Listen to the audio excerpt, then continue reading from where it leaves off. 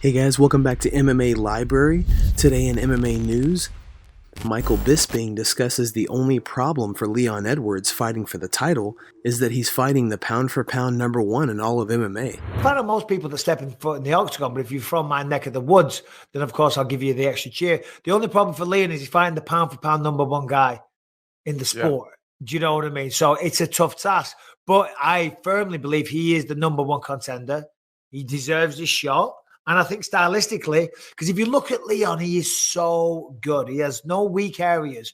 As you said, he's not a jiu-jitsu guy and he's not a wrestler, but I'm sure he knows how to defend all the submissions. He can stop takedowns way better than the first time that they fought. And I think on the feet, if he can stop the takedown and force Usman into a striking match, that favors Leon all day long as well.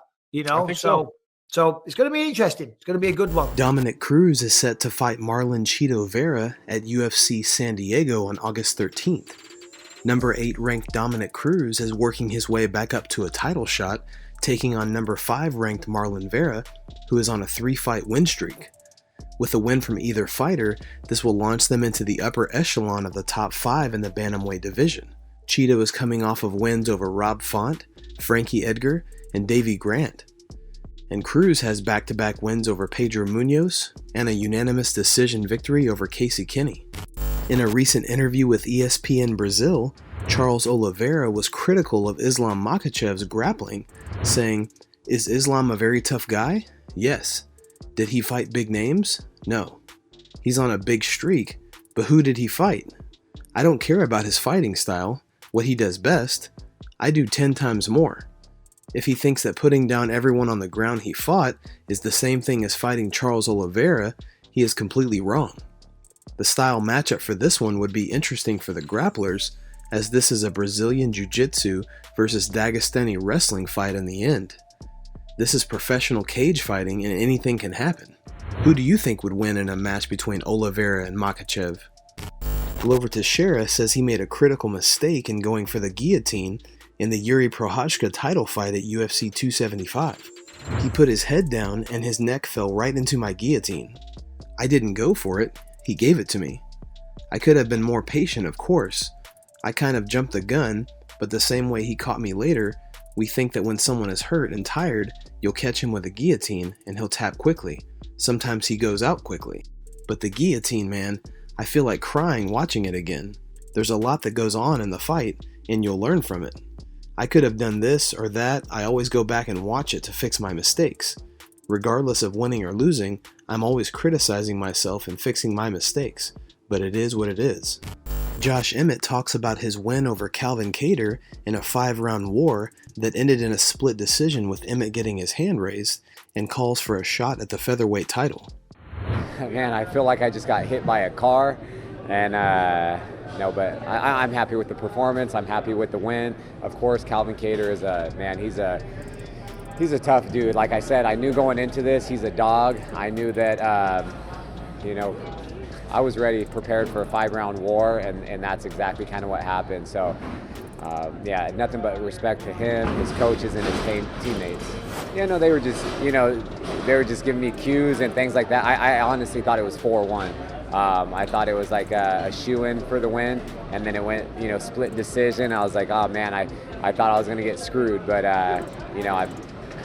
my coaches know me so well. I was also looking at Uriah in the corner and Andre, my teammate and friend, and it was an awesome night. Austin, Texas was, they came out and showed up, and they were a hell of a crowd, and it was fun to, put on a show for them.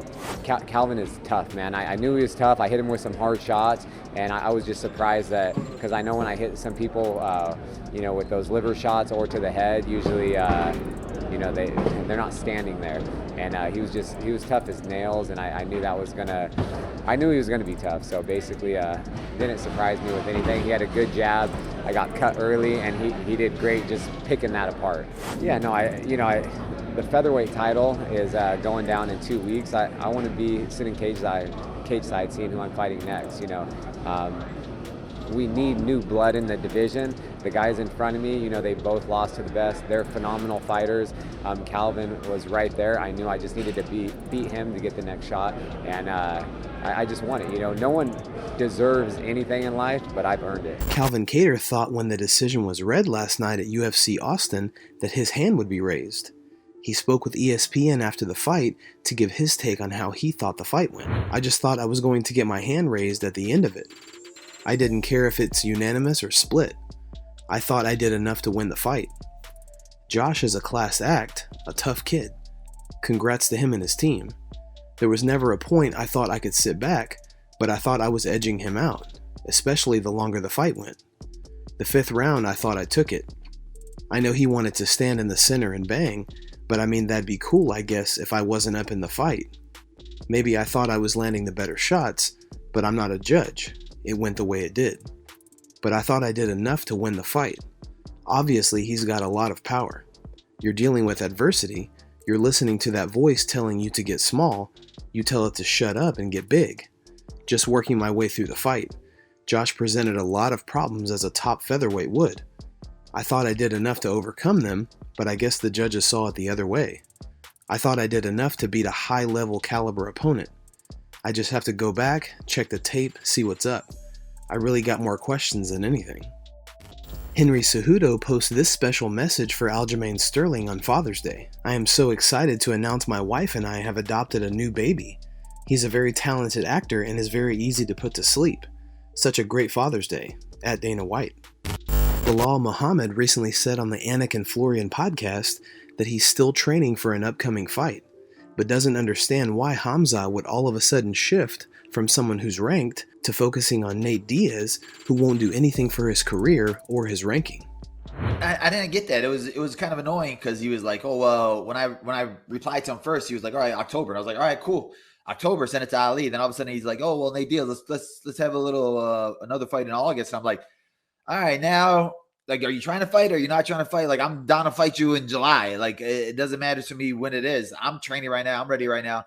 I actually just got cleared today, so for full contact. So I'm feeling good, and I'm just staying ready. So it's like the fact that you're looking for an Nate Diaz, which doesn't really make sense in general.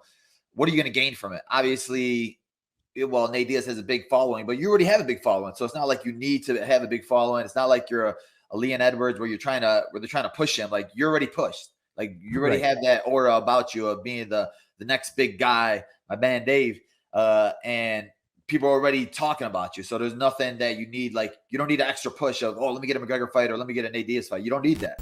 Guys, thanks so much for watching.